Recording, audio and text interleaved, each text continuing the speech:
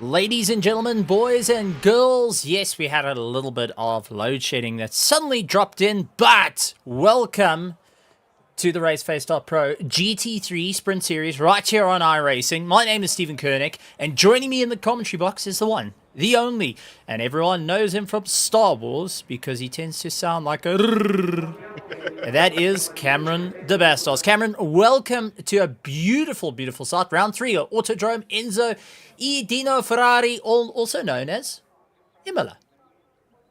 Good evening, Stephen. Good evening, everybody out there in the grandstands. Yeah, Stephen, you mentioned that the circuit is the entire Enzo e Dino Ferrari, but I refer to it Imola, but Imola's only actually the town, funny enough. We just know in the Emilia Romagna district, so we just normally call it just Emilia Romagna or Imola because who wants to be the fancy Italian with a long fancy name there? But no, it's great to be back, and yeah, I missed Spa one, but I kept an eye on the racing, and it's some very good racing there, and tonight's going to be another one. And it's exciting. Imola, very rich circuit full of a lot of history, a circuit filled with beautiful moments and also tragic moments in its history. So it's great to be here, and it's great to see the cars around here. The first time for me to see it in the sim. So I'm eager to see how the cars are going to perform around here, and yeah, it's going to be fun. Well, that being said, while we got a couple of things going on, let's actually take a look at the championship because it is heating out there. And before we start, let's jump and take a look at our pros as we cut across. So it is Jason Coetzee on 184 points in first place. Second place, tied on 184 points, is Daniel Dumatro Petro. He is out there in second place. Noah Hendricks on 162. Luke Lucchesi on 154. Then you got Mike Heron on 134. Jan Sparmers and 111. Willem Buerta 107. Edward Simpson 105. Werner Swart 101. 96 points going to Julian Familiaris. Wait for it. We still got some more. Raymond Duggan lying in 11th. Mahath Musa, Yuri Umpi Swart, Christopher McDuff, Gerald Ferree, Brandon Robert, Luca Lukovic, Yaz Hamai, Jeff Hancocks, and Paul Gerber rounding out the pack for our pro. well, before we get to Cabello Matsamai, Rafa de Souza, and Arno Kraus lying at the bottom. That being said, we move on to our Pro-Am side of things. And it also gets a bit wild out there. So up in first place, Varney Gravenstein on 160 points, Doug Herber, Etienne Swart, Stephen Cakebread, Abdul Haman Kozov, Peter the Captain van der Spey lying in 6th, followed by Robbie Teens, Hilton Nixon, Jean van Rensburg is running in 9th, 10 is Yasin Ismail. Going down is Ryan van Wyk, Paul Nadir, Leon Vessels, Kathleen Jensen, Quinton Costa, Roland Ferrer, Dimitri Pravada, Stephen Kutzer, Paul Hurley, and Greg van Niekerk rounding out in 20th. Herman Lazarus, Julian Boma, and Louis Norkia in 23rd. Now on to our AM side of things. And we've got Yuppie Simons, Paul Weber, Vainon Kursup. Arno Kraus is actually not in Pro. He is sitting in AM. He's lying in 4th place on 156 points. Duncan Roderick, Willem Pinal, Manolozi Gabashai, and then Shevish Basson. So quite a lot going on at this point. Lots of excitement and enthusiasm coming from the crowd. But tied in points is what's going to be the most exciting for me out here. So far, no one's able to put a time on the board for the track. But taking a look to our grandstands, we've got some major support coming out. Such as we've got the likes for MC saying good luck from Cape Town, Norman Lewis, Christopher Vessels saying let's go Leon Vessels, Norman Lewis, Francois de Toy, Katleko Mkhotsi going hey here for Prince KB, Antio Gamble going and saying good luck to everyone, Vainon Kursop, who's actually one of our drivers, Kajit Vitswai, I do apologize if I got that wrong, saying get in there Luca, Reginald Katleko Resim saying here for Mr. Masmai. Minx, good luck to Brandon. Really bad gamer guy. Team Slowpoke getting a bit of a shout out there. So much to go and see and lots of excitement, but the board's starting to light up. Everyone's starting to come through. Luke Lucchesi at the top of the charts. Julian Familiaris lying in 2nd. Yurion Piswat, Jason Kutsi, Sean van Rensburg up into the top 5. Stephen Kutzer, Kathleen Jensen. 8th is Lukovic, and Noah Hendricks gets into there. So Noah Hendricks, Lukovic, and then Greg van Niekerk going and rounding out that 10th place spot. Yeah, the action has been absolutely has been tight so far. The championship definitely shows it there, and it's absolutely phenomenal to see all the cars on the grid. I mean, Stephen, we haven't seen this many cars for a very long time. To see them all on the iRacing side is even more fantastic, honestly. And I remember the first couple of races that RaceFace ventured into the iRacing side, and it was absolutely. It was a few cars, and now we're just full on going into many more drivers there, so we're seeing some technical.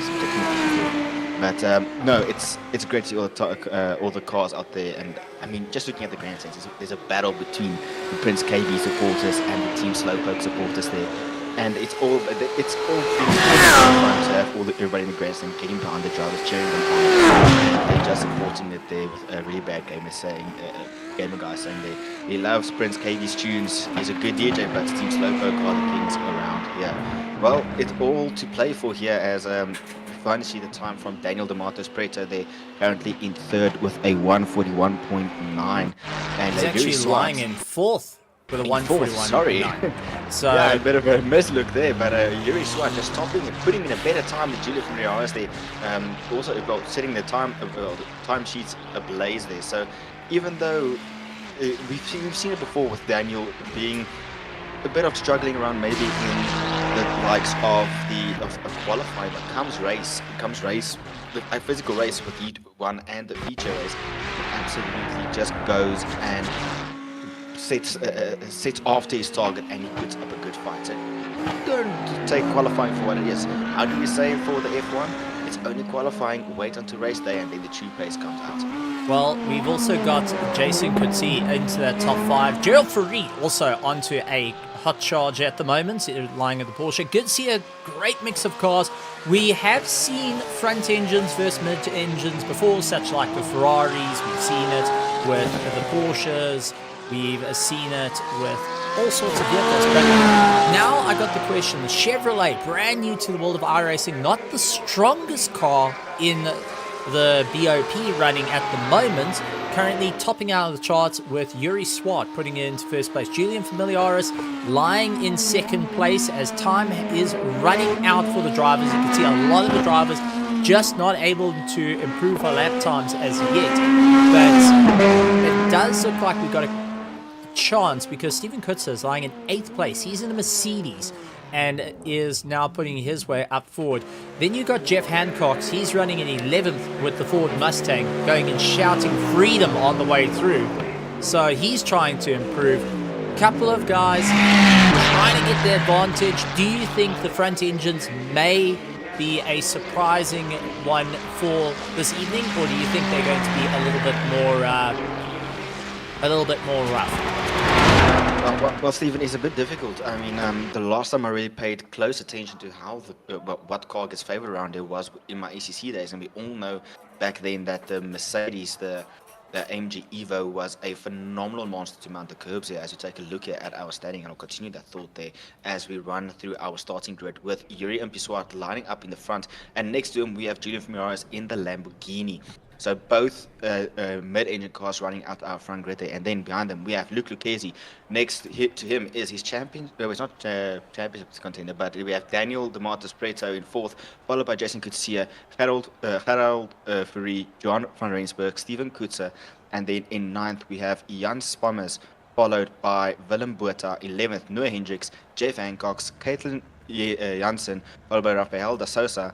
In marking up our top 15 is Mark Aaron. Then in 16th we have Lukacevic, Werner Swart, Doug Gerber, Van Niekerk. I'm sorry about that. Greg Van Niekerk. There we go, that's the one. Then followed by him, Raymond Duggan, Paul Gerber, Brandon Robert, Ryan van Dijk, Wilton Nixon, Nelson Meyer, following in top 25th, Nico Michi, Vidas, in 26th, 27th, Robert Teets, 28th, Steve Ishmael, Simmons to 9th, running out top 30 is pretty good. And then the rest of them, Vessels, Paul Weber, Alton Pringles, Stephen Capered, Paul Media, Bonnie Overstay, Peter van der Spey, the captain, and then Vaynon Kersov, Willem Pinar, Dalton Collins, Duncan Roderick, Roland Pereira, Etienne Swart, Herman Lazarus, and developments firing out our 45 grid cars around here. And as we see before the formation of the grid is we were asking about the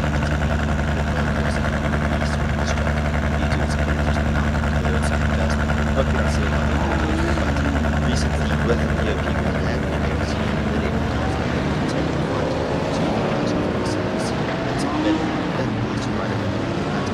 I mean, just looking at our grid all the way to the top 6 is mid-engine cars.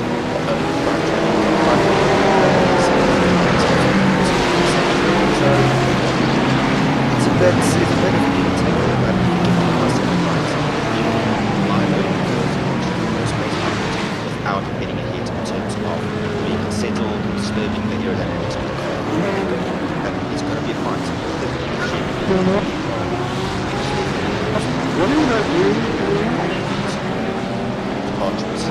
So yeah, and get ready for the lights. Alright, Yuri Mpiswart is going to be starting out. Julian Familiaris lying in 2nd place, as we heard guys just trying to get some heat, saying, what are you doing? Let's try and get a little bit of heat. Let's try and speed the grid up. But Yuri Mpiswart, Julian Familiaris, Luke Lucchesi, Jason Kutsi are all looking to battle it out. I got a message from the likes of Vaynon Kersov. He says he's excited for this. He's nervous because it's all about getting a great start. This is a track, it's about follow the leader, and when Wobble says that he's going to have to push, that tells me that the back of the field is going to be a bit of an exciting one as they start making their way through. Lights on, waiting for the green, everyone ready to go, excitement building. Oh man, this is where it gets worse. Lights on, lights off, and we're going racing for round 3 of the GT3 Sprint Series here on iRacing. It's Yuri Mpiswart taking to the middle of the track to hold back the likes of Julian Familiaris. Tries to go around the outside. Luke Lucchesi chasing him through.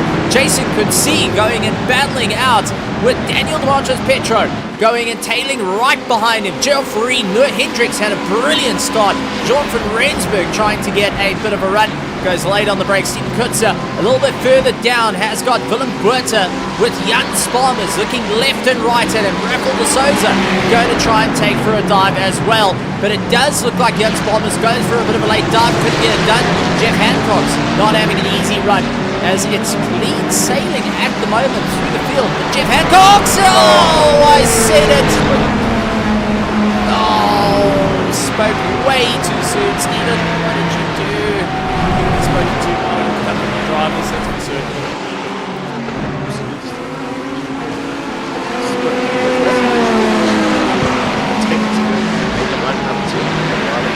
But I mean, that's a Mustang that won't have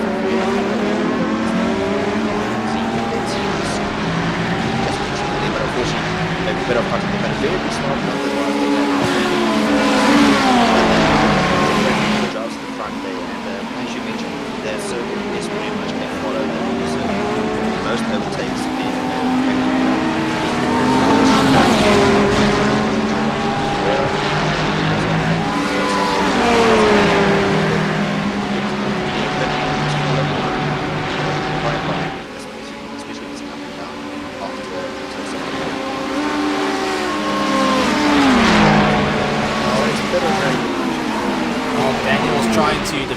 find it out. Gerald Ferrari feeling the pressure. No Hendricks on the asymmetric racing doing a phenomenal job to just put his nose in and start trying to unnerve Gerald Ferrari. But that has allowed Van Rensburg to get onto the back of him. Steven Kutzer also going and fighting his way out, trying to improve. So it's always a bit of exciting time there to see how the drivers are going to make their way around the circuit. It is going to be a proper run. As just adjusting a little bit of audio levels at the moment. It should be a bit better now, so everyone can hear. And there we go. That should be a little bit better to hear all the action going on. I think the engine sounds better than my voice, in personal opinion. But you know, maybe the missus disagrees for that. Jason Willem Buerter having to really go at Steven Kutzer. Can't get the pass done as yet. Willem Buerter trying everything he can to go and close down. This is going to be a proper chase all the way through. Jan Sparmers still in the mix there, lying in 11th position. So, top running order is Yuri Umpi-Swart at the top of the charts, Julian Familiaris, Luke Lucchesi, Jason Kutsi, Daniel Demartros Petro, Gerald Ferrari, Noah Hendricks, Jean van Rensburg, Steven Kutzer, Willem Buerter lying in 10th position. Then we've got Jan Sparmers, Rafael de Souza, Luca Logovic, Mark Heron, Kathleen Jensen, Doug Herber, Raymond Duggan, Vernon Swart, Paul Herber lying in 19th. 20th is Greg van Niekerk, who's going to challenge him. Going to go look around the inside and trying to get the pass done. He does so gets ahead of Paul Herber for now, but Paul going to battle him out into turn one. Going to go side by side. That's going to allow Brandon Robert to get into the fray of things. Greg van Niekerk tries to get the pass done, but unfortunately loses out, and now has Brandon Robert looking at him around the outside. Tried his luck, couldn't get the drive out of it, but well thought out there, just to see that Greg van Niekerk having a bit of a problem. Robbie Teens running in 22nd. Yaz Samai, Hilton Nixon, Dimitri Providas, Yuppie Simons, Yasin Esmail, Malcolm Pringle, Paul Webb is lying a little bit further down. Veynon Kursov, Stephen Cakebread, Paul Nadir, Leon Vessels, Farney Gravesine, Quinton Costa trying to go after the back of him. And Quinton tries his luck, couldn't get past Farney Gravesine as yet. Peter van der Spey chasing him down. Willem Pina, Roland Ferreira, Cabello Matsamai. We got to give it what the people love. And my favorite, because we always give it what the people they love, a McLaren. And that is Herman Lazarus fighting his way through, trying to improve. So great stuff from our top running order, who are looking to get themselves towards the top of the running pack. But Yuri Umpi-Swart, Julian Familiaris way ahead of the field, trying to push themselves a little bit more. Close fighting between them. And then the second of the closest fight is Noah Hendricks, Gerald Ferrari, Jean van Rensburg, Steven Kutzer, and Willem Buerter, all over the back of one another, trying to push as hard as they can as they make their way through yet another lap. Now, one thing we go to always talk about is it's a 30-minute race. Now, that means it's a sprint race for 30 minutes. They do have to get a pit stop done and dusted. Who's going to pull the trigger first on that? That's going to be the question. And I'm going to throw another one in that's going to challenge things. Who is going to be able to stand at the top of the charts come the end of it? Because we still got a Heat 2 to this, which is another 30 minutes with our top 5 overall being reversed. Yeah, it's been action-packed in the first 6 minutes of this race. We've seen a crash so far, and some very close battles thus far here. But it's been a phenomenal one. And now that also said, Heat 2 comes along, and that just means a lot more chaos and a lot more battling with the top 5 being reversed. So it's gonna be entertainment straight through the entire night. And funny enough, I just kept looking at the manufacturers that are in there, and all the way to the top 8 are all mid-engine cars. I think after this night we are gonna have the battle settled of saying which engine is the best around a circuit of Imola. Is it front or mid? But I mean, just as I said that, look for how for GT. Wait, what? Before GT? Yes. Which one? GT40, the 2006 edition? Well, there's only one for GT on iRacing. I would love. Well, there's the GT2 and the GT3, but yeah, I would say full GT. Does that count? It's a fun car.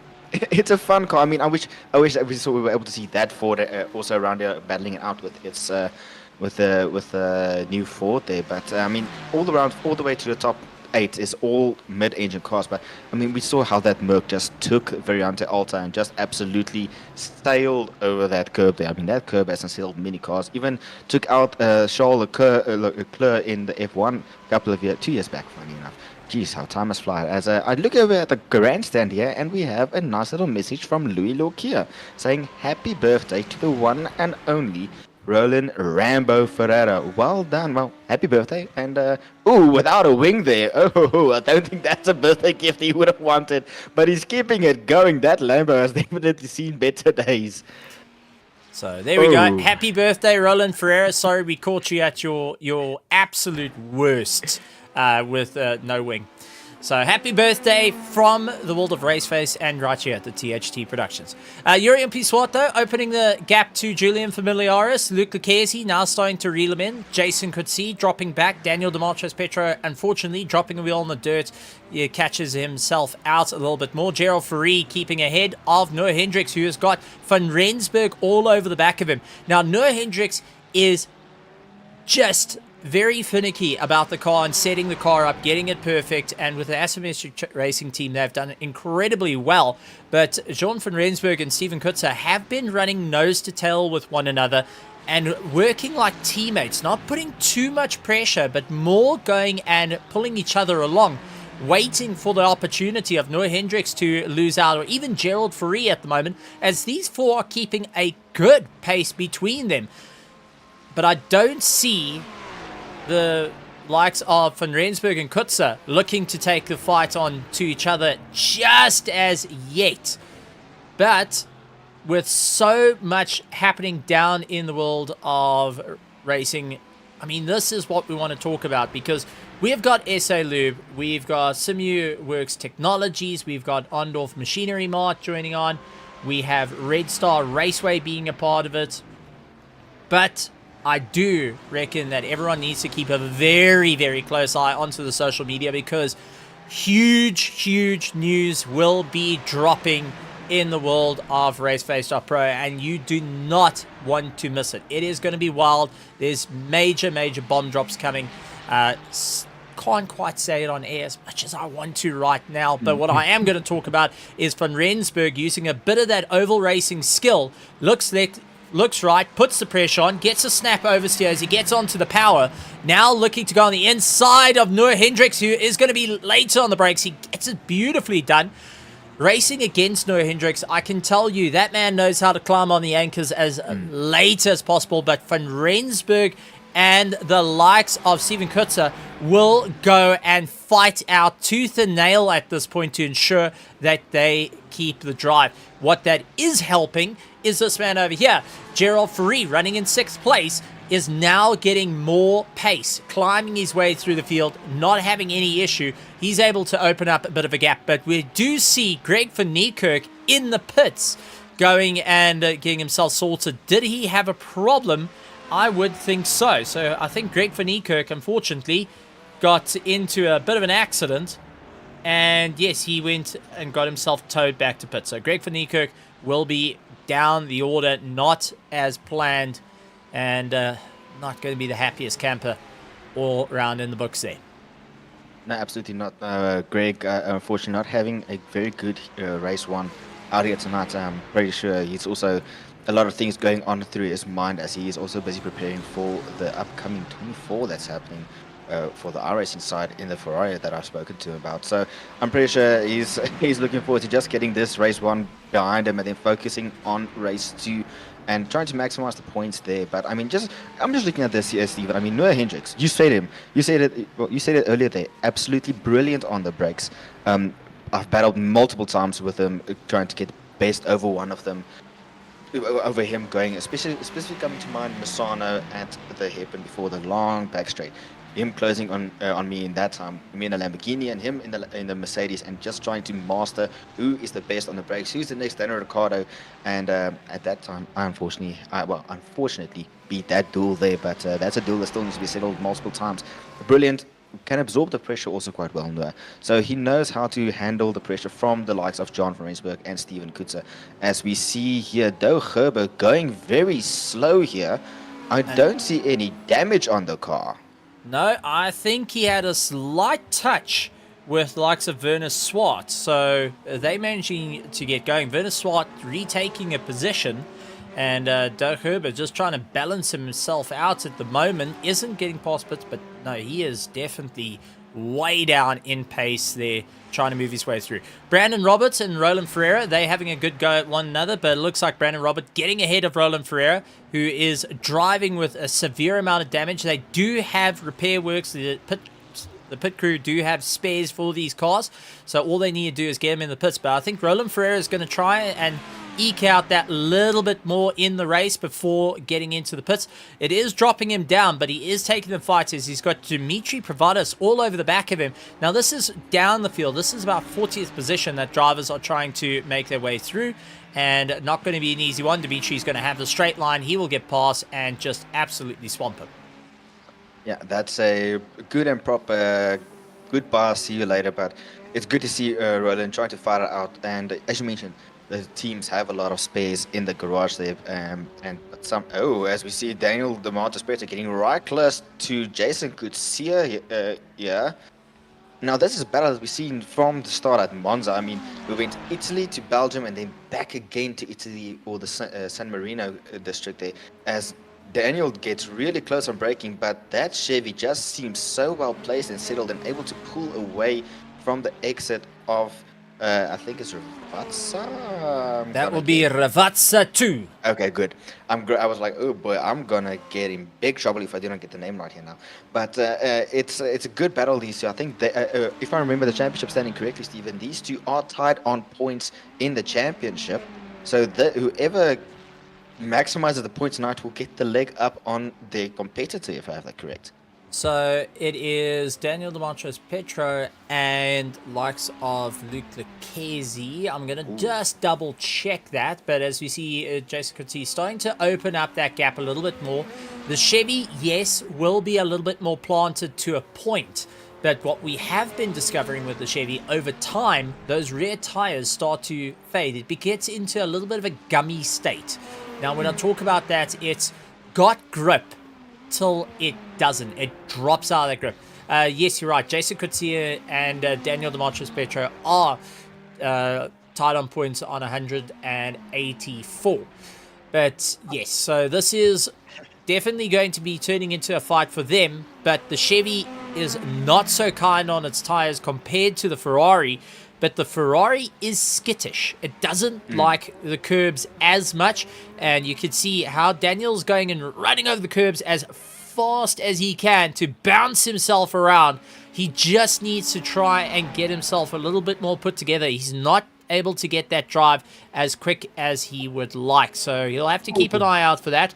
But the Chevy of Jason Coetzee getting a good run through the field and will be standing on the gas, as unfortunately Brandon Roberts seems to have had a problem. He's into the pits, so our timing screen just trying to catch up with everything at the moment. Jurian Piswart still in first place, Julian Familiaris, Luke Lucchesi, and then fourth and fifth position still having a good go at one another. Daniel tried looking for that inside line, didn't get the run, had to back out of it. You can see it taking a lot more of a tighter line to try and move his way through the order. Not going to be an easy time there as they carve their way through. A little bit further back, we still have Gerald Ferrari, who's now got Van Rensburg all over the back of him. So Van Rensburg got past Noah Hendricks beautifully, and we unfortunately missed that one. But now Van Rensburg going to put the pressure on Gerald Ferrari. Not going to be an easy one. The Porsche a little bit more stable, going and taking a very tight line, getting himself rotated just fine, and will stand on the gas. A little bit more legs on the Ferrari that's lying behind it, but we do know that iRacing Ferrari, the 296, is very, very competitive, and honestly, one of those staple cars that if you're getting into the sim, it's going to be your first GT3 car to get, versus the likes of the Porsche, because you can just race it a bit more, but it also is a lot more helpful in terms of tire wear, because it is geared for a lot newer drivers. It's easy to drive, a little bit more difficult to master, where in the likes of the Porsche is difficult to drive when you start pushing those boundaries. You've got to be so well aware of what the car's going to do.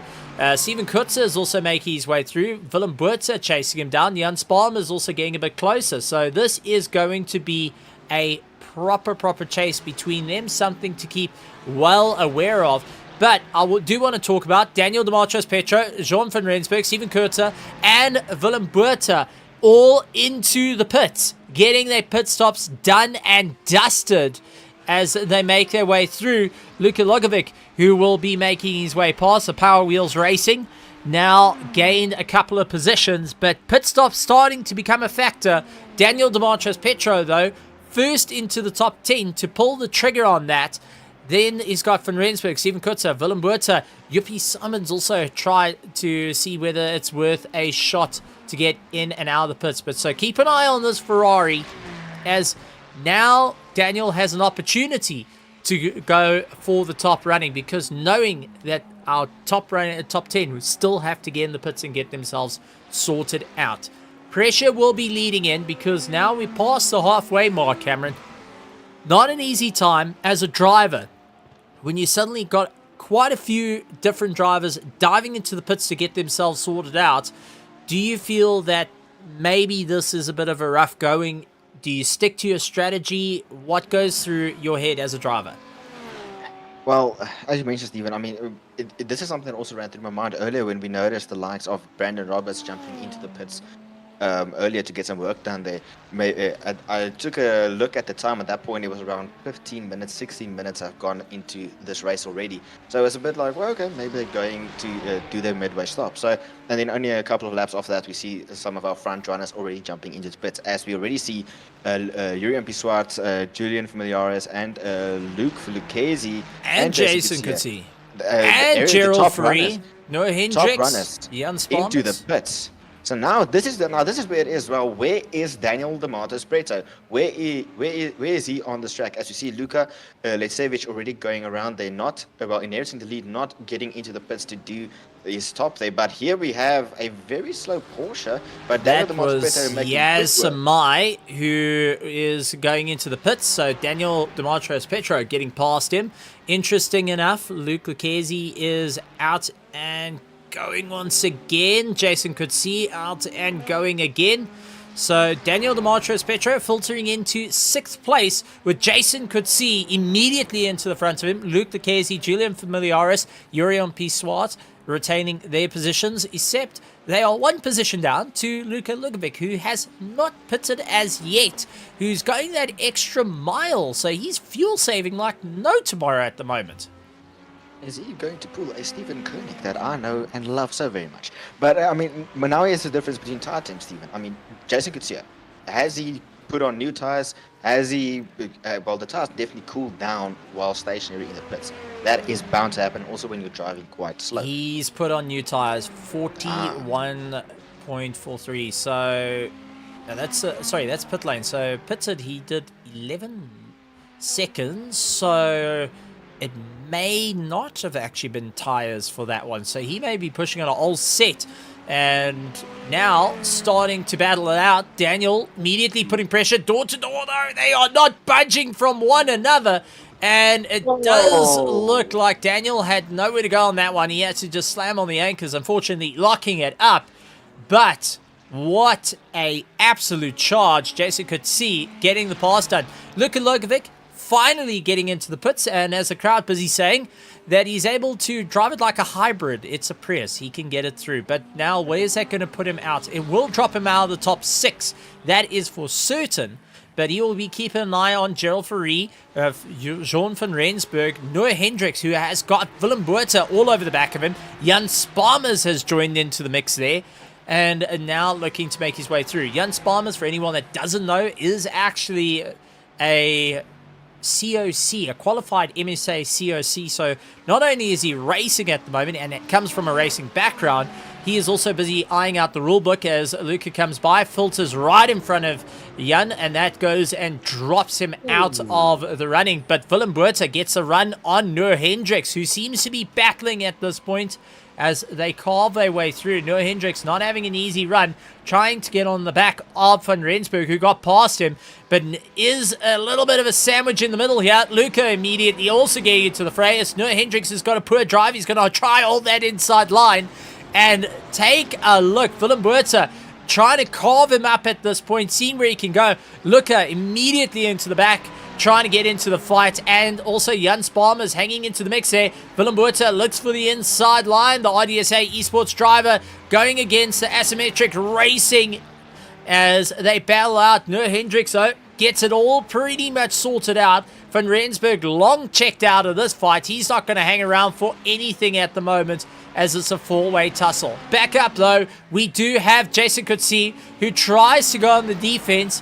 One of our drivers, Herman Lazarus, going and unfortunately falling off the track, and so is Jeff Hancock, so there's quite a few yellows. Contact! Jason Coetzee and Daniel Demetrius Pretro getting into a little bit of an argy-bargy with one another, and that has changed up their run. And I'm sure Jason's going to get a little bit elbows out into the fight. So definitely not going to be a smiling run there, but both having a bit of contact will change him out into this fight. Who's going to be able to tussle their way through and make their way to the top of running order? Raymond Duggan, who is now into the pits. Gerald Ferrari getting away from Van Rensburg. Noah Hendricks, Willem Buerta, Luca still trying to hang into the fight there. Take a look at Jan Sparmers, though, as he is carving, looking, trying everything he can to go for a pass. Looked for the inside, backed out of it, though. Going to try and carry the momentum through and keep as much pressure on that nose of the Ferrari to battle his way around. Steven Kutzer, unfortunately, nowhere close to this fight, but will be looking to try and claw his way towards it, because this is going to get a bit wild as things go. And absolutely, Stephen. I mean, I'm just thinking back to that pass. Well, as you see on screen, the moment that allowed the likes of Daniel to get past the likes of Jason Coetzee. I mean, that was a yellow flag, and we saw in that moment that the front bumper of the Ferrari just popping off there, but it doesn't look like it is completely gone. Luckily enough, the damage not too bad. And Sim saying, well, you can have your bumper back, don't worry about that. But now this is also, I mean, we saw some of the racing there, and I know I would, if I was one of the spectators here, just looking like, oh, what is this contact? Well, luckily for us, we can only enjoy it, and that's all up towards the stewards after the race to discuss this, Stephen. But I mean, it's just Daniel, as soon as he got past the likes of Jessica, he just checked out and said goodbye. But here's another talking point. During this whole race, we have seen the likes of Ferrari versus Chevy. Those are the two brands that are fighting. We've had Ford versus Ferrari. We have Ferrari versus Lamborghini. Now we have another American brand versus the great, gigantic Italian brand. Ford versus Ford again. Why am I saying Ford? Ferrari versus Chevrolet out here on Imola in the Italian province. So it's basically the Americans taking the fight to the Italian brand. It's been racing all up and down the entire circuit tonight, and I just love to see it. I'm just looking at our timer screen, and it is close battles everywhere. Oh no! We just Oh, saw Jan Sparmers lose it and clouts the wall. So that's going to drop him down. Let's see if we can go back and take a look at that. Here is Jan Sparmers. Just the rear snaps out, and there is contact with the wall. There is going to be damage to that car. And in terms of driving it, can't quite see the damage at the moment, but that is going to be a bit detrimental to his lap times. That did throw him out of the fight, so he's going to have to try and carve his way through. The tires are going to be absolutely heated through the roof, and not feeling a good time there. Noah Hendricks still battling out with Willem Buerta all over the back of him, and Buerta doing a phenomenal job, but now they've caught up to one of the back markers. They're going to have to try and fight his way through. Luca actually reporting in to the pit wall, saying that he is starting to lose the rear of the car, which is playing into what I said. The rear tires will start to go through this gummy phase where you think you've got grip. It will go, gone by the end of it. And when it snaps underneath you, that's when you are into a world of hurt. So you've got to be so careful. I know the Chevy has a habit of doing that. Brands Hatch this past week, if you're on the officials, lots of drivers in the Chevy were saying they were having that exact same problem where it was just going all fine until it gets this odd snap around and throws the drivers in towards the wall or in towards the dirt. Seems like Imola is no different at the moment. But taking a look, our race is nearly over, Cameron. And at the front, Yurion Pissoir, Julian Familiaris, Luke Lucchesi, Daniel Demarchos Petro, Jason Coetzee, Gerald Ferrari, Jean van Rensburg is first of our Pro-Ams, who is standing on 7th place. Noah Hendricks, Willem Buerta running 8th and 9th, and Luka Lukovic looking to be within that top 10 as he pushes as hard as he can for the next couple of minutes.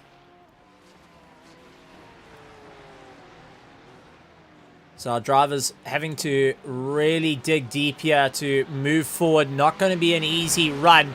And Noah Hendricks with Willem Buerta constantly on the back of him, trying to see where everything as it can go. The Porsche getting a little bit of a snap oversteer, running over the curbs, not able to get the power down, and has to try and figure out what's going to work for him here. Gets that snap oversteer to deal with at the moment. Another thing to keep an eye out for, Gerald Ferrari is starting to lose a bit of gap to Van Rensburg as they have caught up to one of the Ferraris. That might actually be likes of Quinton, or that could be Greg van Niekerk ahead of them. That might actually be Greg who is carving his way through. Yes, it is, as he tries to make up some time, as Roland Ferreira, unfortunately, going and losing out a bit of time. He's trying to fight it out with Paul Nadir in the BMW as he tries to make his way through. So Greg is going to be now into a fight with Roland Ferreira. Blue flags waving. Greg actually does move out of the way in just the right spot to allow the likes of Gerald Ferrari to get a great run. Van Rensburg a little bit more bottled up at that point, has to try and figure out what he can do to try and make up that bit of time. No, absolutely, Stephen. It's good to see some good sportsmanship out there on the track, and with the likes of Greg just knowing where to pass there. I know he's going to give me a for getting his name earlier there, but just looking at the grandstand there with one of the on the curbs. Porsche does not like that. Goodbye. Ouch. Vain Kurzov going a bit too brave on the curbs there, just giving a bit of a flash there to Cabello Motsamai there, but that was... I think that's a bit of a sorry, they got a little bit out of shape there. Yeah, not one of the normal communications that the drivers have, saying, listen, yeah, you did this. Unfortunately, just getting a bit too brave onto the curbs there and just losing it there with the car bottoming out over those big sausage curbs that Imola have there. But as I was referring to earlier, the Chevy apparently doesn't chew the tires as much as the Ferrari, but when it goes, it goes. I mean, that's what you were referring to earlier with, unfortunately, with the tires getting gummy and sometimes just stepping out there. But then, of course, the Ferrari, if you do get too early on the throttle, that rear does like to come alive and just step out. Me and you both know that, and a lot of Ferrari drivers also say that. So it's a bit of a balancing act between the two. Yes, the Chevy is good on the corner exits, but the Ferrari is a bit more better on the tires, I believe, what I find. But as we go into the final round, well, the final time into Aquamarali for this heat. Yeah, Heat 1 on the cards here. Luke Lucchese has gained a lot of time to Julian Familiaris, who is trying to close up to Yuriam Piswat, who has had a dominating run this race. The Lamborghini, unfortunately, of Julian Familiaris just not getting that rotation that he needs, and now has Luke Lucchese having a good go at him. With only 2 corners to go, it is going to be a proper race down into Ravazza 1. Hard on the brakes. Tries to turn it in. Julian has just got enough to break away, but out towards the top of the charts, Yuri Umpi Swart will be coming across the line, smiling ear to ear on this one. The VW Super Cup driver gets the checkered flag as a welcome back. So Yuri Umpi Swart, followed by Julian Familiaris, Luke Lucchese taking 3rd place, 4th going to Daniel Demetrios Petro, finishing ahead of Jason Coetzee as our drivers make their way to the line. Gerald Ferrari has got Van Rensburg in the tow. Will the slipstream be able to change the events here? No, it will not. Gerald Ferrari will beat out Van Rensburg. Noah Hendricks comes across the line. Lugovic will finish up in the likes of 9th place. 10th going to Steven Coetzee at the moment. What a run for him, trying to move his way up towards the top running of the charts. And Mark Heron running a little bit further down in 11th position. Jan Sparmers will come across the line as all our drivers now starting to get themselves sorted out at a beautiful, beautiful inlet. They will be getting themselves ready to go for Heat 2 a little bit later tonight, as our drivers making a nice clean way past. Always a big shout out to our drivers doing a cool down lap to get themselves all sorted, get the focus back into having a bit of fun, and then get racing once again. I've got to say, some phenomenal racing for race 1, or Heat 1 here tonight, but we will have a 5-minute warm-up. Then we'll go into Heat 2, where we will have our top 5 reversed, which means Yuriam Piswat will be starting in 5th, while Jason Coetzee will be starting in 1st. So Cameron, thoughts on that race? I've got to say, been a rather exciting one that is going to be challenging drivers. Heat 2, I've got to say, super excited for, because anything can happen by the looks of it. What we thought was going to be set in stone was not to be the case. No, absolutely, Stephen. Some great close racing out there tonight, and I absolutely love to see it as we take a look here at the Heat 1 results for our Pro class here, with Yuri Umpiswar taking the win for Heat 1 there, with Junior Fumaras in 2nd and Luke Lucchese in 3rd, rounding off our podium there. And then from there on, we're in 4th. We have Daniel Demetrios Petro just getting the leg up on his championship rival Jason Coetzee, with a close battle throughout the entire race. And unfortunately, another car having a bit of an accident in front of them, giving Daniel the opportunity to get past Jason at the famous Ravazza corner there. And then from there on, in 6th place, we have Gerald Ferrari, followed by Noah Hendricks, Luka Leksevich, Jan Spammers, Rafael de Sousa running at our top 10 there. And I think we have more than 10, I believe, right, Steve? Oh, yeah. We've got plenty more than that. But we can take a look at our top 10 for our Pro. Take a look at our Pro-Am top 10. We have got John van Rensburg leading it out with Steven Coetzee, Mark Heron, Doug Herbert, Kathleen Jensen into 5th place, with Hilton Nixon in 6th. Good to see that. Yasin Ishmael down in 7th place. Actually, one of our top runners for the Pandassi Infiltrate team, now getting a little bit down the order due to a bit of a rough race. Dimitri Pravadas running in 8th, 9th, Fonny Gravesine, and Peter van der Spey, the captain, lying in 10th for our Pro. Taking a look at our AM class, we have got Paul Webber, Yuppie Simons, Veynon Kersop is going to be happy. He's finishing up in 3rd place. Willem Pienaar, Duncan Roderick, and Dalton Holmes finishing up in 6th. So that is our top 10 for each class. But we've got to say our overall very, very interesting with 45 cars on the grid. Jurien Pissoir, Julian Familiaris of Durant Motorsport taking out the top spots. Then you've got Luke Lucchesi of RDSA Pantera Racing, Daniel DeMartros Petro with Jason Coetzee lying in 5th place. So absolutely great stuff on their parts to be moving forward and ensure that they look forward to getting a great run come Heat 2. Right here for round 3 of the RaceFace.Pro GT3 Sprint Series here at Imola, the Autodromo Enzo e Dino Ferrari. And we are on a nice warm day, 21 degrees, a little bit of clouds in the air to just give it a bit of a look. I know many drivers fear the world of rain. I've got to say, many of us do, but it's good to see that we're not having that at the moment. Some good weather. But a massive, massive shout out to our sponsors, such as like SA Lube, Ondorf Machinery Mart, SimuWorks Technologies, Red Star Raceway, and also Scallywags Drifting, going and being a part of it as well. Big shout out to them. They are now doing courses and also part of our prizes to be handed out to our winners.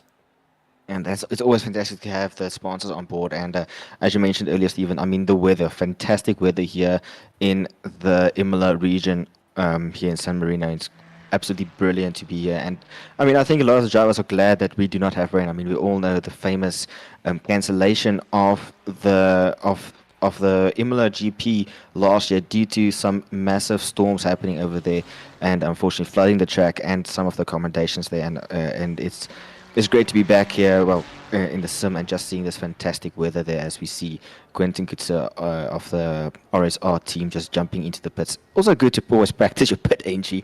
I mean, you can agree with that. How many times have you gone into the pits, completely missed your brake marker, and then absolutely just went flying into the pits, resulting in a nice little penalty for you to contend with while you're busy fighting out for championship points there. But just really... I've actually had a little bit different to that. I've had it where I've actually gone too slow into the pits and lost out a significant amount of time because I don't see where the lines are and I get caught out. That is actually my biggest problem when it came to starting out in sim racing, is understanding where that pit lane starts and where it doesn't, because that can lose out a serious amount of time. So something I think we got to keep a very close eye on is those pit stops, who's going to be able to make their way through. I do want to bring out Herman Lazarus, driving one of the oldest cars in the GT3 field at the moment, and that is the McLaren that's out on track. One, beautiful flames, but also very competitive. Now, Herman Lazarus has been piloting this car, enjoying himself. Actually had a chat to him and I said, what's the choice? Why did you go for the McLaren out of all things? Because many others picking more of the Lamborghini, picking the newer Porsche. And he said, well, I've got to say, I just love the sound and the look. And I've got to agree with it. It looks amazing. So, with that being said, let's take a look to our grid as we've got Jason Coetzee will be starting out in 1st place. Then lining up in 2nd, Daniel DeMartros Petro, Luke Lucchesi, Julian Familiaris, Jurien Pissoir, Gerald Ferrari, Noah Hendricks looking to try and get his way up through the mix. A little bit behind them is Luka Lukovic. Steven Coetzee will be trying to make his way. Mark Heron, Jan Sparmers, Rafael de Souza, Werner Swart, Dirk Herber, Kathleen Jensen, Yaz Samai, Paul Herber, Willem Buerter, Paul Webber, Hilton Nixon, Cabello Matamai, Yuppie Simons, Yasin Ismail, Veynon Kersop, Dimitri Pravadas, Fanny Gravesine, Willem Pienaar, Peter van der Spey, Quinton Costa, Leon Vessels, Etienne Swart, Robbie Teens, Ryan Van Veek, Stephen Craig Bread, Malcolm Pringle, Paul Nadir, Roland Ferreira, Duncan Roderick, Greg Van Niekerk, Jeff Hancock, Raymond Duggan, Herman Lazarus, Dalton Holes, and Brandon Robert rounding out our field. For the final time, Heat 2, we're going to go racing. And we have got Jason Coetzee and Daniel Petro, who will most certainly remember what happened at Ravazza 1 and Ravazza 2. Even before that, Stephen, right there at Variante Alta, where they are currently starting from, I mean, there were some close battles there. Unfortunately, with Daniel getting that slowdown there because he cut the corner. Is this? Oh no, wait, this looks like Alco Minerale. Ooh, the camera work not being gentle to me there. But just looking at Daniel already getting a bit of a gap to get those tires and brakes into a perfect operating temp before the start. I mean, that's a rolling start. The brakes are still cold, and Daniel just trying to get the brakes. I'm pretty sure he's going to try and line up and move into the first Tamburello chicane there. Jason Coetzee very slow, probably doing some brake dragging there. I mean, we spoke earlier, previous season, about how the drivers are working and what the effects of weaving and dragging the brakes does to the tires, and you gave the process of you rather want to heat up the brakes, get the heat into the carcass or into the rim, and then that spreads into the carcass of the tire, and then after that you want to do the weaving to get the tire up to temp and get the surface temp up and running. But as we go into the Ravazza corner there, I'm going to hand over to the lovely voice of Stephen Koenig as he gets us set for the feature race of our GT3 Sprint Series. Oh, you say lovely voice. I tend to disagree. The lovely sounds that are going to be coming through is from the singing machinery, as Jason Coetzee will be lining himself up, losing out a little bit of time, and Daniel Petro as our safety car moves off. Julian Familiaris, Luke Lucchesi, all lined up, waiting for the lights. When we go green and racing, it is going to be an absolute fight. Steven Coetzee getting caught out by Noah Hendricks, trying to make his way through. It is going to be lights on, lights off. Gonna be extremely quick, and you have got drivers chomping at the bit. 4 rounds in this championship, and we're on the 3rd. This is the 2nd heat. It is make or break as they make their way around. Lights will be coming on, and green light racing, and away we go. And take a look at the field, 4 wide on the way through. But it is Jason Coetzee and Daniel Petro trying to make their way through. My little hamster of a PC battling out. Luke Lucchesi gets himself in. Unfortunately, gets pushed wide. He loses out. And there is a bit of contact with Urian P. Swart. They all going around. And unfortunately, that is a bit of contact happening in. Urian P. Swart spun round, nowhere to go. The entire field coming through and just seeing into the contact. Gerald Ferrari running out wide. He's got Sean van Rensburg, Steven Coetzee, and Noor Hendricks onto the back of him. But what a turn of events, having one of our top 2 drivers have done so well in the past. Now, all the way down the field, Urian P. Swart and Luke Lucchesi gonna have to try and carve their way through. Oh, bit of contact there as Daniel Petro leaning onto Jason Coetzee, who is more than happy to go and say, listen, buddy, I'm not going to back down from this. Julian Familiaris getting into the fight as well. But as it has been mentioned by Norman Lewis that there's a cleanup on aisle 3. No, that is a cleanup on aisle 4. Get your corners right. No, not aisle 4. That's aisle 3. I have to back that. I mean, serious? I thought it was. No, I mean, because you got the right hand. You got your right hand kick. No, the right hand. No, the right hand kick is more than 15 degrees turning angle. That is turn 1, as per FIA rulebook. Okay, Stephen just kind of completely. There we go. Watch. You're going to see it's a turning angle. That counts as a turn. So that's turn 1. Here's turn 2. Then you got turn 3 into turn 4, turn 5. Okay, technically, Stephen, I pulled up. I'm still using my brain from the ACC days, but the starting line is very much past the point. So we're taking that, how does the YouTube comments say? Well, actually, so the first right-hander. Actually, the first corner right. There's an old circuit, the motor circuit layout for Imola there also, which is like a little bit of chicane before Tamburello. There's a little kink that goes right. That's actually turn 1. So it is actually aisle 4. Norman, me and you both are sorry. There we go. Sorry. For once, Steven Koenig is right regarding For the track once, icon. yes, I will. You know what? I've only scored 1 A+ in my life, and that had to be because I'm A+ positive in blood.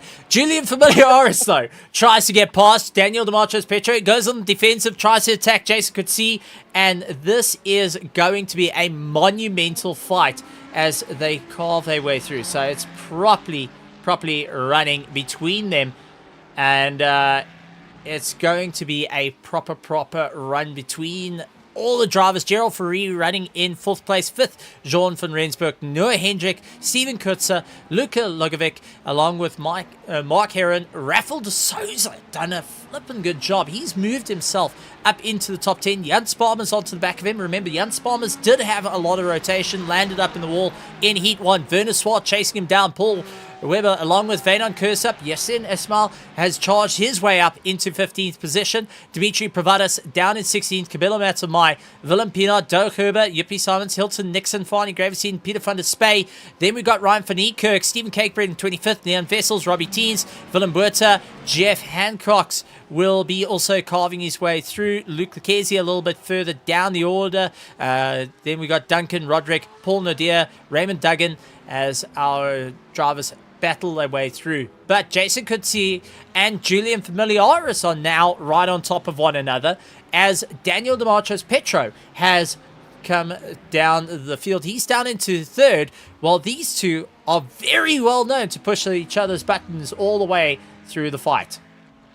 No, I'm curious, Stephen. I wonder if the Ferrari of Daniel might be carrying some damage. I mean, on the formation lap, I couldn't help but notice that Julian Familiaris is just getting a bit too close to the rear of that Ferrari and just giving a bit of a bonk, a transfer of Italianness between the two of them, one would say.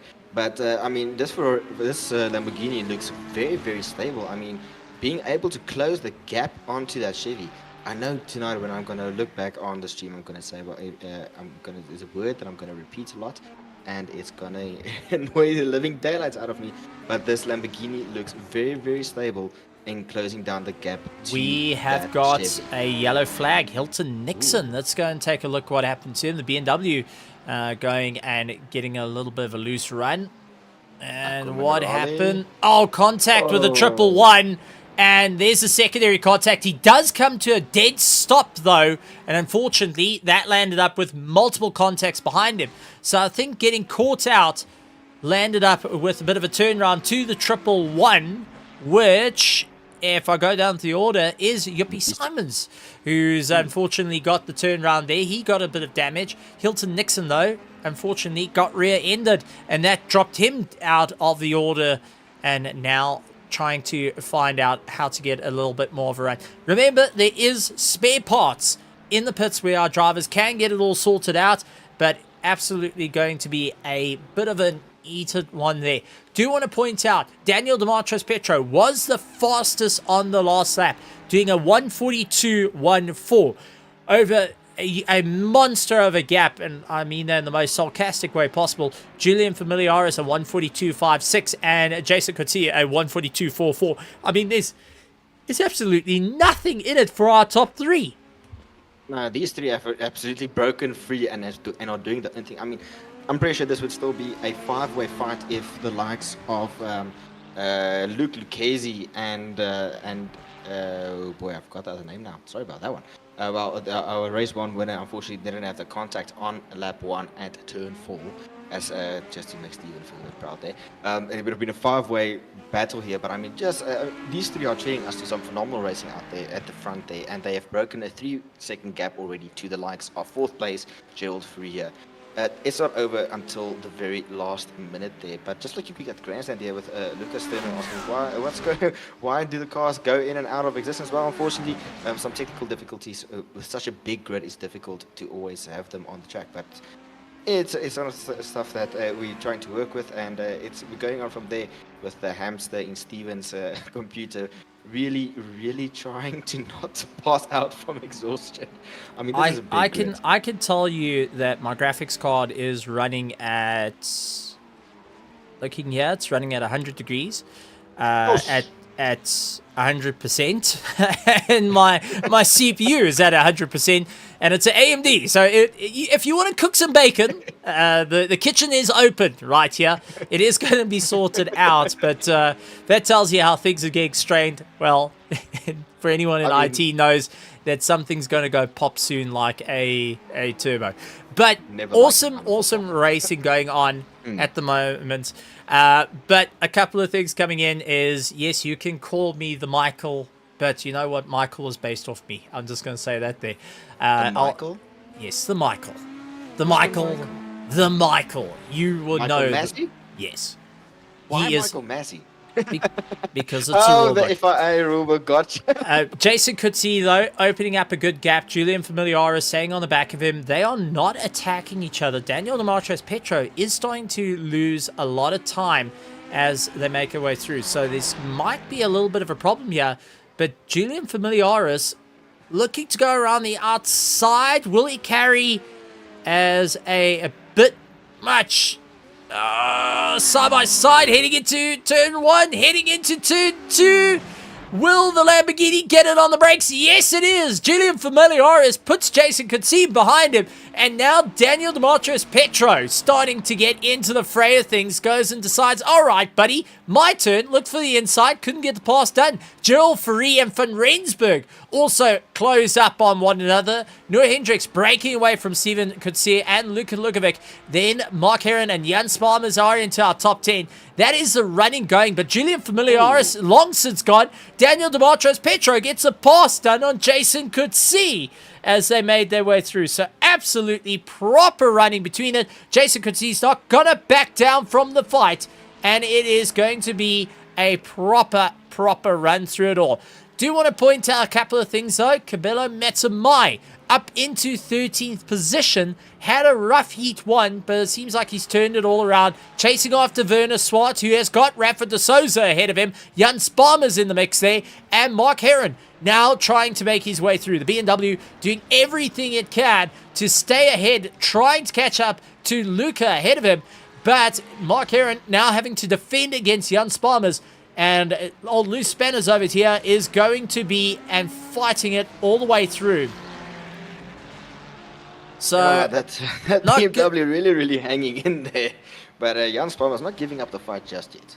Yeah, no, absolutely amazing. Roix Badger going in, taking a break from his live streaming just to go and join in with racing. He's keeping a proper look at it and saying, all right, well, this is what sim racing is all about. This is what motorsport is all about, because the future is now and the future is crazy. Julian Familiaris breaking away from Daniel Demetrius-Petro. Jason Coetzee chasing him down. Gerald Ferrari still keeping the gap to Van Rensburg. Noah Hendricks in a bit of no man's land, but in his rearview mirror, he sees Steven Coetzee, Luca, Mark, Jan, and Rafael de Souza all over the back. Werner Swart looking to get into the fight of things as he tries to put the pressure on Rafael de Souza. So he is really leading into it all the way through, trying to figure out what's going to be the right way to get past. Not going to be an easy one. The drivers having to make their way around, thinking what's going to be the best ones on this. Productive Panda also keeping an eye on the racing. He's trying to keep an eye out for the team, looking out for any opportunities of where they can make their way up. I mean, Yasin Ismail is currently running in 14th place. He's chasing down Cabello Matsumai. And, a bit of sideways action as Van Rensburg gets all out of shape. Yes, he's used to oval racing. Yes, he's used to going sideways. But when you've got traction control in a Ferrari, that just picks up a horrible slide. It hurts the rear tires.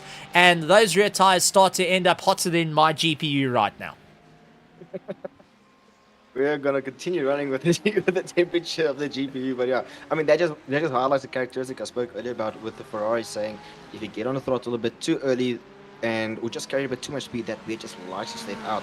It's one of the characteristics that you have to learn from the Ferrari. Yes, it's easy to master-ish, I would say. A very good car for beginners to join, much like his predecessor, the 488 and 488 Evo. But the 296 is it's a bit of a different breed. I'm still not sold on the sound of this car. It feels like it's just groaning there. But it is a very quick car, very good pace, and really takes the fight to the lines of the Porsche and the other brands that we all know and love very much there. But I just want to bring this back, Stephen. I mean, we spoke about corners, right? Well, I want the spectators to know, especially those that know Le Mans. So you get Arnage, run up to Arnage, you get Indianapolis. Stephen, please tell our fantastic viewers, what do you refer to Indianapolis as? it's called Fuddy Duddy. It's called Fuddy Duddy because well, I couldn't remember the name. I called it Fuddy Duddy for about 20 hours, and it will forever be known as Fuddy Duddy, in my opinion. But as we go on board with Van Rensburg, who is really going and sliding the car around, trying to bring it back, and you can see Gerald in the middle of the circuit goes and defends as much as he can to try and keep the likes of Van Rensburg at bay. Oh, there's the snap oversteer once again over the curb too much, and getting those rears to jump up on top of him. Not having an easy time there, but Gerald Ferrari now has opened up a little bit more of a gap. Van Rensburg onto the brakes, a bit closer into the fight, and I mean, that's turning into a great battle. Let's jump down a little bit further, though. Noah Hendricks, Steven Kutzer, and Luka Lugovic now getting a little bit closer into it. Jan Sparmers is hanging in there. Rafael de Souza, Werner Swart, Mark Herod, Cabello Matsamai. He is down the order. Yasin Ismail trying to make his way through. He is chasing down as much as possible, but is caught up among some of the back markers. Willem Pinnar making his way around. Farney Graveseen a little bit into the mix there. Vainan Kursop trying to make his way towards the top. Old Wobble dealing with Hilton Nixon all over the back of him, and Hilton Nixon going to be pushing as hard as he can. It was the leader of IRS, it was called Safari Nation Racing, and as Vainan Kursop pulls into the pits and he gets himself sorted out, we do see cars into the pits getting themselves ready to get out towards the top. Mandatory pit stop does come into play. Drivers going to have to take that in consideration. We saw how it can evolve a race quite quickly, whether you take tires, whether you don't take tires. That is going to change things up. Willem Pinnar, Yasin Ismail, Vainan Kursop all into the pits, getting themselves sorted out. Ryan van Wyk also into the pits, trying to get himself into the mix of things. So our top 10 yet to get into the pits, but it is going to leave people questioning what's the next step. You already had Heat 1. You could see what could happen and how it can change things. Steven Kutzer with Luca all over the back of him. The Mercedes has got a serious amount of rotation to it that can get the power down and charge his way towards the top, but it's all about trying to make it work.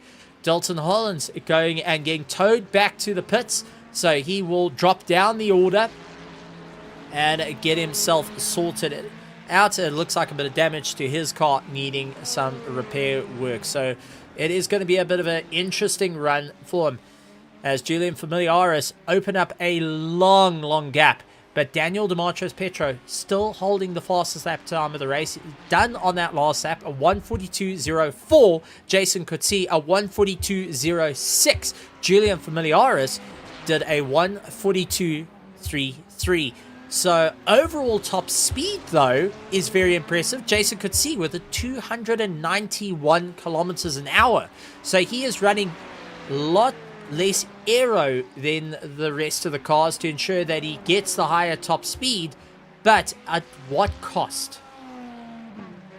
What cost? Well, is he sacrifice? Well, he's definitely getting the high speed, but it will be sacrificing those rear tires with those downforce acting upon it, and of course, yeah, you give and take. You want to be fastest to get the overspeed above your competitors, but you always have to give a little bit in order to get that top end speed there. But just looking at this fight again, John van Rensburg already fighting out with Gerald Ferrari. I mean, these two have been going hammer and tongs at one another this entire race pretty much, and we're already halfway into it. I mean, now we're gonna see. I'm saying a lot of this entire stream, my brain is completely fried. But we're gonna see a lot of the cars jumping into the pits to do it, as we saw in Heat 1. They are gonna go change tires and fuel either within the next lap or this current lap that we're on. Daniel Demetrius-Petro into the pits. So he is halfway in. He is first to get it in. Gerald Ferrari getting into the pits. Will Noah Hendricks get into the pits, seeing as he is fighting out with Steven Kutzer and tried baiting. Looks like he was going for it. Steven Kutzer went in, so he second guessed it. That's going to allow Luca to get a little bit of time. So he baited for a pit stop to happen, but was it a bait, or was it looking at he was going to go for it, saw the mirror and decided, nah, I'm going to get one more lap in this. I'm going to push as hard as I can to get out and get going. Mark Heron chasing down Jan Spalmers, but down in 9th position is Daniel Petro. Gerald Ferrari comes out of the pits, and he will be battling it out, trying to gain a bit of time. He does get passed by one of our back markers, Steven Kutzer, trying to get out of the pits. But Fonnie Gravenstein says, no, thank you, buddy. The ETA Autosport immediately getting that pass done and dusted, and will carve his way through. Cabello Matsumai, Hilton Nixon into the pits, Stephen Cakebreak, Greg Van Niekerk into the pits. So quite a few drivers opting to get in to the pits and get out of the way. They don't want to be part of any fights at the moment. Julian Familiaris making his way past the number 27, and that is Etienne Swart, giving a bit of room, saying, all right, buddy, I'm not here to fight you. I'm going to focus on the charge and gain a bit of time. Van Rensburg up into 3rd place, making it pretty consistent, sitting within that top 5, and he's going to be happy with that. Julian Familiaris now into the pits. Noah Hendricks, let's see if he will get into the pits after baiting a move to happen. Will this late pit stop be able to be the gain, or will it be the loss? Luka Lugovic, who knows how to go and save a bit of fuel, will he be carry on a lap? Yes, he will. So he's going to try and usurp the entire field last minute. Our leader, Jason Coetzee, and Julian Familiaris into the pit. So Luca up into the top. Daniel Petro through Rivetta 2. He's going to be standing on the gas. Will this be the undercut that's needed? As we see Jason Coetzee now starting to leave the pits. And he has got past Jason Coetzee. And Julian Familiaris is within sight as they make their way through. One of our Porsches, missing the brake marker by miles back. Unfortunately, excuse me, sir. There's a corner there. If this was the old Imola, you could have got away with it. But unfortunately, they went and changed the circuit and put some dirt in the way. I mean, For like safe reasons, of course. We all know why. it's for safety reasons. I think it's more to dust your shoes in these cars, because unfortunately that has eaten a lot of time. Werner Swart feeling the pressure from Jan Spalmers. Mark Heron all over the back of him. Asymmetric Racing trying to catch up to Noah Hendricks, his fellow teammate that is up ahead. Jan Spalmers going and having a great race and putting pressure on Werner Swart, and the Altered Carbon Racing machine now trying to charge his way through. Werner Swart actually has done a bit of bike racing, but has also made a name in RC racing. For anyone that doesn't quite know where he comes from, he's actually done a little bit of RC racing and done really well, not with petrol engines, but with just normal battery powered. As Steven Kutzer, though, has made a great name for himself for missing a corner and lost out 1, 2, 3 positions before he even gets to the chicane. And that mistake was extremely punishing to drop him down through the field. Oh, Stephen, you were just mean with that description there. Oh my word. It is! Stupid, I'm saying like, no, you went to make a name by missing the bottom of Aqua Minerale. Oh my, that's a bit. Oh, that's got a sting. And luckily, Stephen is is a paramedic, so he is professionally trained and can administer some burn cream for that burn that he gave. Well, to Stephen Kutzer. I'm just, oh my.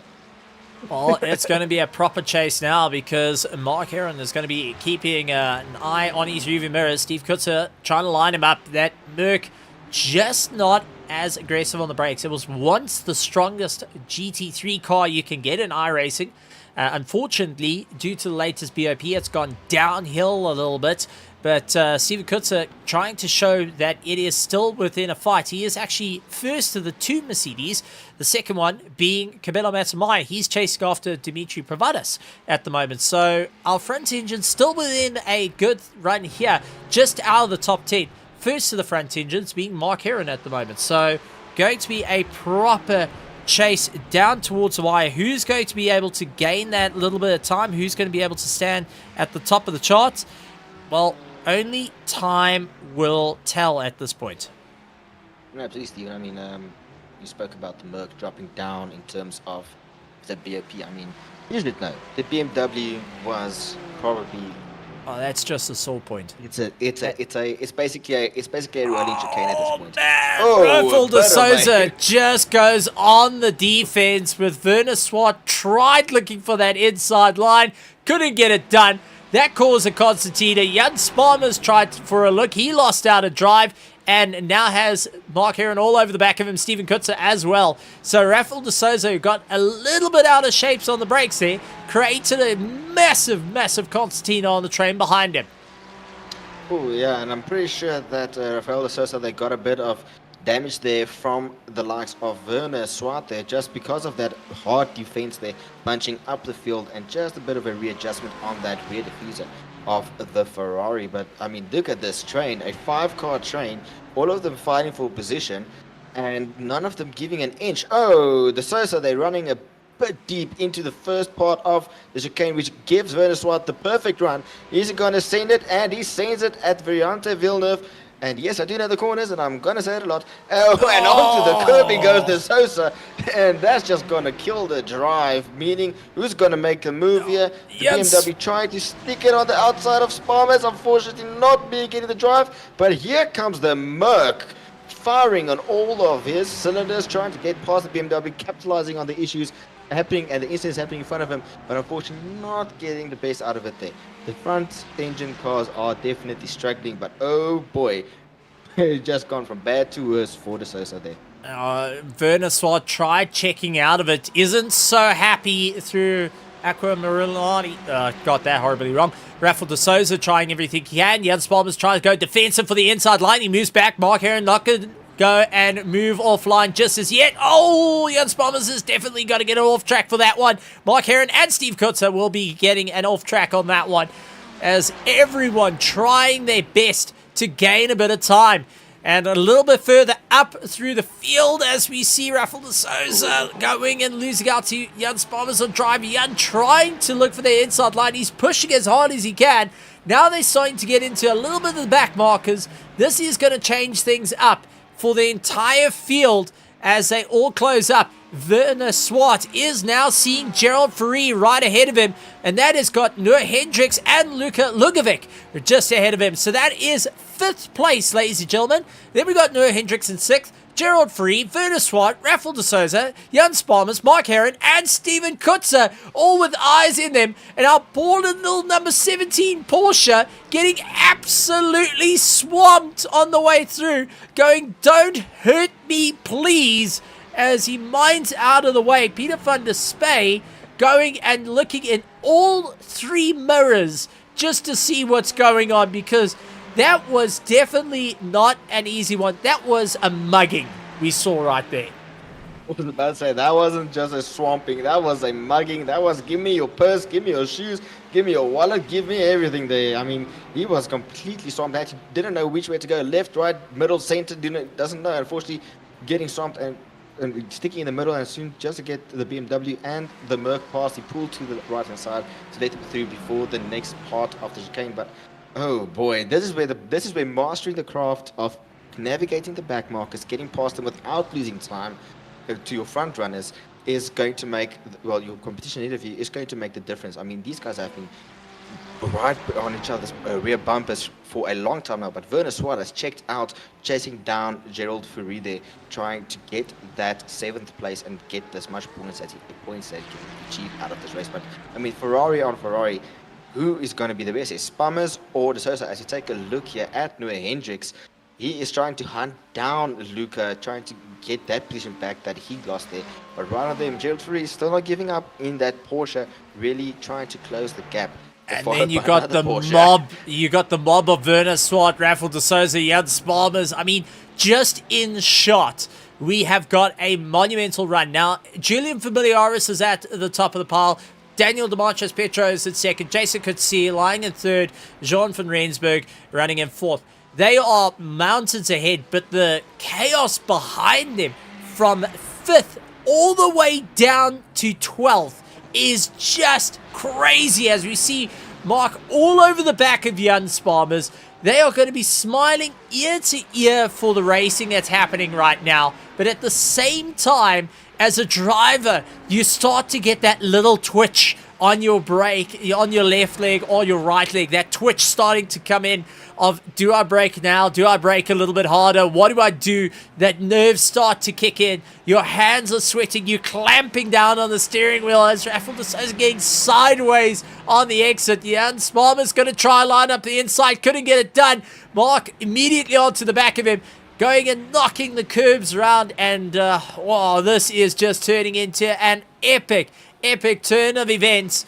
Jan Sparmer's now trying to make up a bit of time, getting caught out. Werner Swart has got into a little bit of no man's land at the moment. Gerald Ferrari onto the back of Noah Hendricks, and Luca has opened up the gap in that Chevy as a couple more cars into the pits. Malcolm Pringle and Hilton Nixon are in the pits. They're getting themselves sorted out and will be heading out back onto the track. But monumental running all the way through, and it does look like our back marker taking it a bit easy as here comes Rafa de Souza. Jan Sparmer's up on the inside, side by side. They both go off. They both go off, and Mark is going to get both of them on the exit. Mark has gained the positions. Rafa de Souza losing out. Steven Kutzer gets a pass. Jan Sparmer's going and losing out on that. And Peter van der Spey goes on the attack to the number 21. And that, I think, is Hilton Nixon in the number 21. I just want to double check that.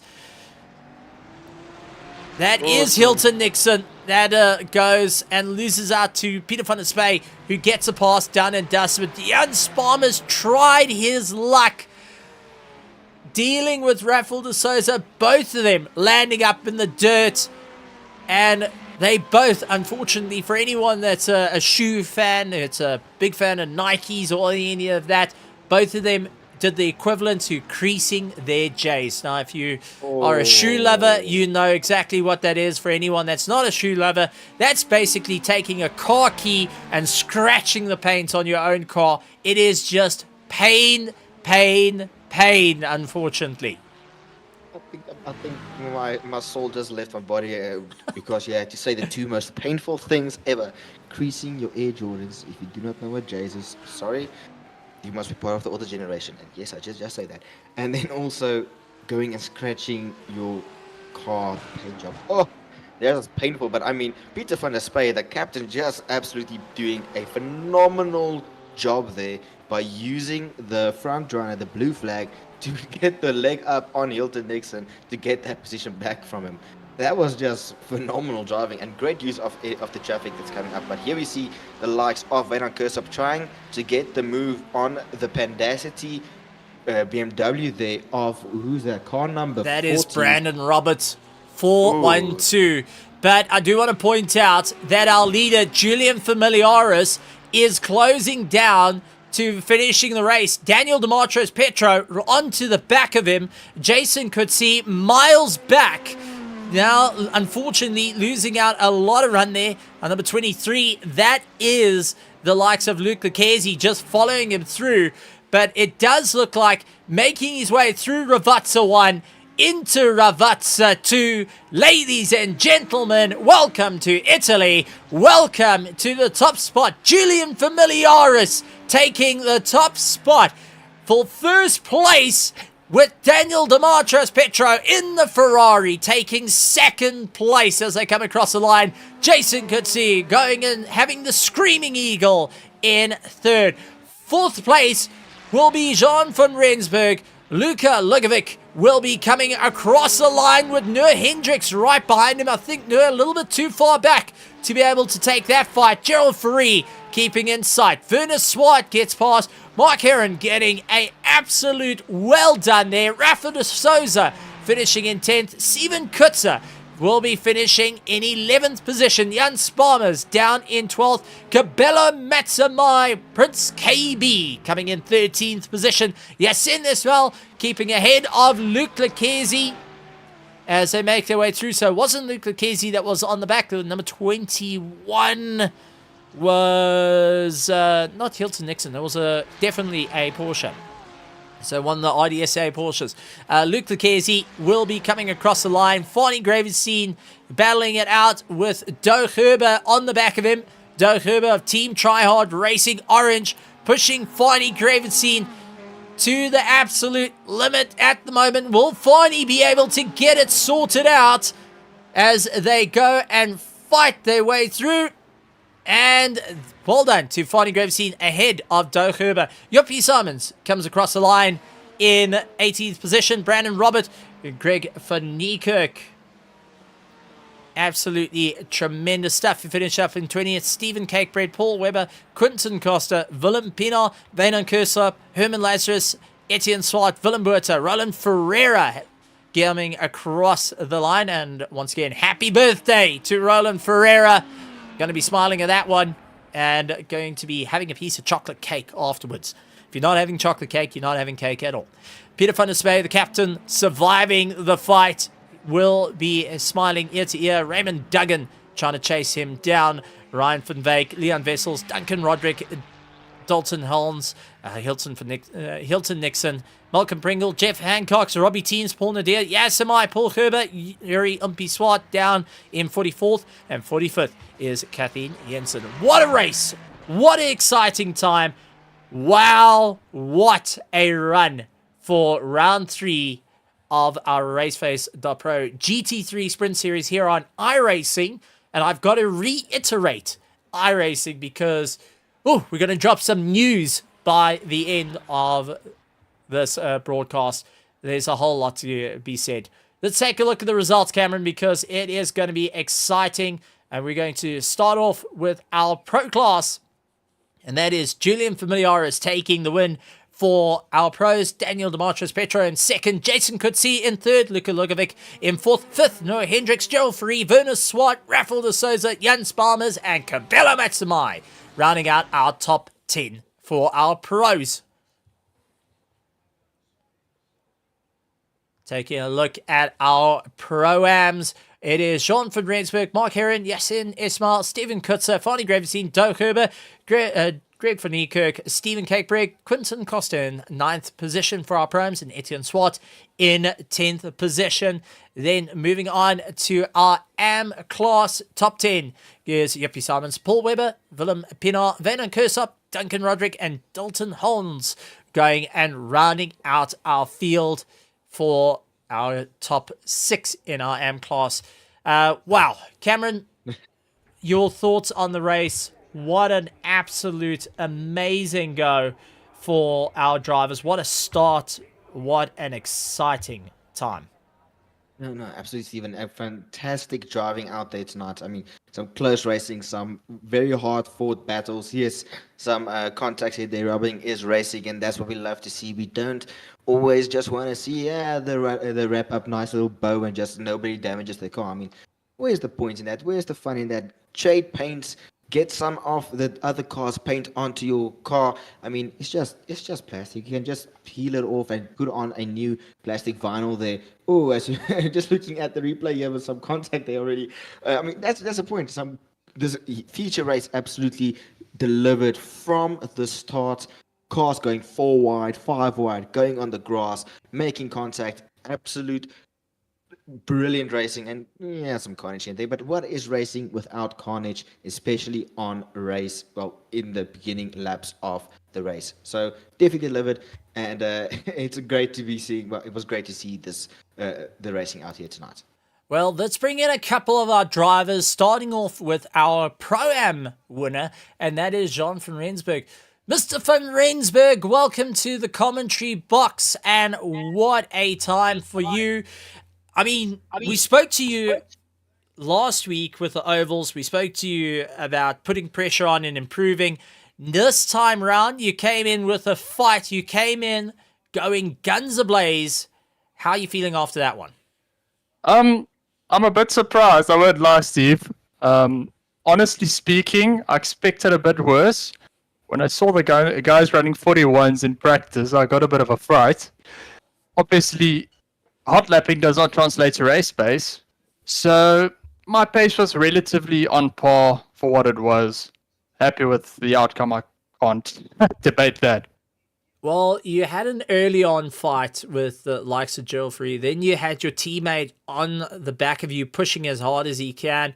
I mean, how was the start of the race, knowing that your teammate's there, you're towing each other along, but at this point, you're not having the easiest time out there trying to figure out how to get past. Was there a bit of communication between the two of you? And did you say, well, listen, I know we called slowpoke racing, but I need to kind of get past Steven. Sorry, buddy. I'm going to have to leave you high and dry here. That definitely helped a lot. The fact that we could constantly communicate. So I could directly tell him car X is doing such and such. So he wouldn't, be caught off guard and run into the back of me. I did have to tell him, just stay at bay, keep the guys behind you, so they didn't come and interfere with us. That said, though, it's not that easy. When you're fighting a car ahead of you, you're trying to not necessarily keep your teammate behind, but keep him from crashing into you. It's difficult, but the communication definitely made it a solid race. And, I mean, finishing so high up is obviously an exciting time. Cameron DeBastos, also in the booth. Cameron, anything you'd like to say to Mr. van Rensburg, who seems to be on a winning wicket at the moment? Well, it's always good to be on a winning wicket. But now, from brilliant racing there, John, I mean, you mentioned about the communication there between your teammate there and everything. I mean, we all know communication is key. But all from my side is you absolutely mastered the Ferrari out there tonight on Imola. You showed phenomenal pace. You were in some very close battles there, and well done on the win tonight here for the Pro-Am class. Well done for that. Well deserved victory, and I'm looking forward to seeing what you're doing at our next track. And all the best. Congratulations, and enjoy the victory with the team. Go celebrate out there with Steven and Steven Kutzer. You leave Steven Koenig, he's mine. Alone, and go celebrate there. And have a good evening and well done. And congratulations on the victory. Well, Mr. van Rensburg, before we leave you be, and always an exciting time, I love to do this. The floor will be yours. Keep it PG-13, but you're more than welcome to address not only our sponsors, Red Star Raceway, Ondorf Machinery Mart, SA Lube, Scallywags, Drifting, but also RaceFace.Pro, and all our petrol heads out there, the teams, the spectators, the family members watching now and in the future. And Really Bad Gamer is so excited he wants to have your baby, so you got to address him. All right. So first off, thanks, Daniel. Surprising coming from you. My pace is not quite there yet. I would like to join Pro the next season. At least looking back from when I started getting serious about sim racing during COVID, the gap to the pro guys has definitely decreased, which obviously means all the upgrades to the equipment, and time spent in the rig has been worthwhile. Then to my team Slowpoke, the communication definitely helped and aided the result tonight. So thanks to you guys, and obviously all the sponsors. And a special mention goes to Leon from SimuWorks. He's also a fellow teammate and a sponsor for the series. Thanks a lot, guys. Keep well. Absolutely tremendous stuff. Thank you, Jean van Rensburg, and also giving a shout out to SimuWorks. Massive prizes coming on from their side. Let's bring in Daniel Petro. Doritos, what was it? Doritos something else, mustard gas, I don't know. But we have got Daniel Petro joining us. Daniel, how are you feeling after a race like that? Heat 1, absolutely tremendous. You having a brilliant fight with Julian Familiaris and dealing with Jason Coetzee. Heat 2, same thing. You got to get into the elbows out in the fight. How are you feeling after that? I'm feeling good, thanks, Stephen, and how's it to everyone? I'm feeling good. I wasn't too comfortable to track on the car tonight for some reason, but the racing looked good, especially up front. Luke, Yuri, and Julian had some mega pace in Heat 1. And it was definitely quite some battling between me and Jason, but fair enough. Was good races overall. I mean, tremendous stuff. You're very familiar with the circuit coming from the world of Assetto Corsa Competizione. How did it feel going and transitioning into iRacing and racing around the same track that's that's familiar, but at the same time, not quite what you remember? I think there was quite a learning curve for me. To be honest, I've said this to a few people, is that I really do enjoy the way the weight of the car feels in iRacing. If I had to compare something to ACC, I really do enjoy the weight shifting. But the track itself was quite a thing, because in ACC you could cut a lot of those curbs. You could like really try and, especially through T1, T2. Whereas here, I don't know, maybe it's just a setup with a Ferrari, but it did not like the curbs on the inside at all. So that was a big learning curve, because then you have to get your eye in like really well for those first two corners. But yeah, overall, I do enjoy the track here in iRacing. In comparison to ACC, I think both sims deliver a fantastic experience around Imola, and what a track. Can you actually get Imola wrong? I don't know. Well, if you miss your brake marker, I think that's getting it horribly wrong. But I'll remember that next time I miss it by absolute yards. Well, we have got Cameron de Bastos, someone that you know very well from racing. Cameron, anything you would like to say to Daniel de Marchas Petro? Yeah, as you mentioned, Stephen, me and Daniel know each other quite well. Sat in a voice comms for quite well, voice call for some numerous times discussing it. But I mean, Daniel, you mentioned the difference between how the car feels and everything between the sims, even though they're great in both. The great sims in their own aspects for their own unique ways there. But I mean, we kept an eye on your battle with Jason Garcia here. I mean, you both were tied on points going into this round. And you got the leg up a bit, of course, in Heat 1 with them, with your battle there. Could you just walk us through what happened? What was the turning point in that race there? Was it just luck of the draw, or what happened there? I mean, we caught the tail end of that incident there that happened. Oof, you and me both. I feel like I wasn't in that car in that moment. That's how quick it all happened. I just remember being right behind Jason going into the braking zone after Variant 2. So I was like right behind him. All I'm seeing is literally his back bumper. And then I saw smoke, and he slammed on brakes. I slammed on brakes. He peeled right. I think I tapped him. And then that was that. I off the throttle, saw that no one was in front of me. I went full throttle and drove off. So I guess one could say definitely luck of the draw. I think I messed up my quali as well.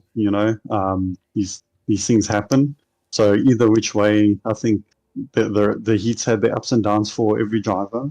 I've up until 5 minutes ago, I really thought, geez, I must have done something to Luke. But I saw the replay, and he was actually trying to give me enough space. And by doing that, he took on the curb, and that unsettled his car, and kind of that was that for him. So and Yuri at the same time. So unfortunate for them, but the heats had their ups and downs, and which makes the racing exciting.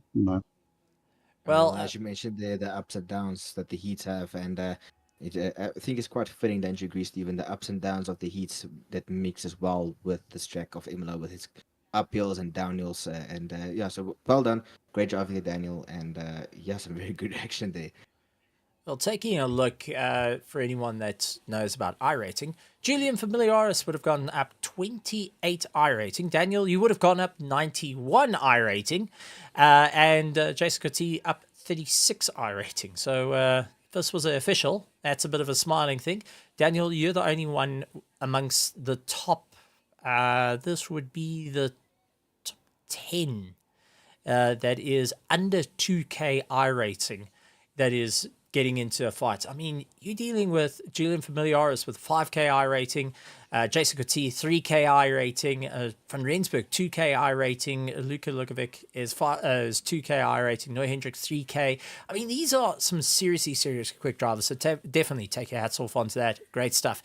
But that being said, we're going to give you the floor to have a chat to all our petrol heads, to our sponsors, SimiWorks Technology, along with the likes of SA Lube, Red Star Raceway, Scallywags, and also to all our petrol heads out here watching along with Ondorf Machinery Mart. The floor is yours. Geez, that was quite a setup, Stephen. But thank you to you guys for the commentary and for the stream. It's always awesome to go and watch back. And thanks to all the sponsors. I think everyone, regardless of your tier, we're all excited for whatever prizes that are available. And yeah, big shout out to everyone that was on chat today. Like I said, I think we all had our ups and downs, but all we can do is learn from it. And yeah, look forward to seeing everyone else on chat in 2 weeks' time at Zolder. It's Enjoy the rest of it, guys. It's going to be a epic one. Thank you, Daniel DeMarchos Petro. Well, Cameron, that being said, though, it does bring us to the end of the evening right here at Imola. We say goodbye to the track, and we say goodbye to our viewers for round 3 of the RaceFace.Pro GT3 Sprint Series. And we, in 2 weeks' time, heading out to Zolder. Going to be exciting. That will be the final round of this championship. Well, our first season of the RaceFace.Pro GT3 Sprint Series on iRacing.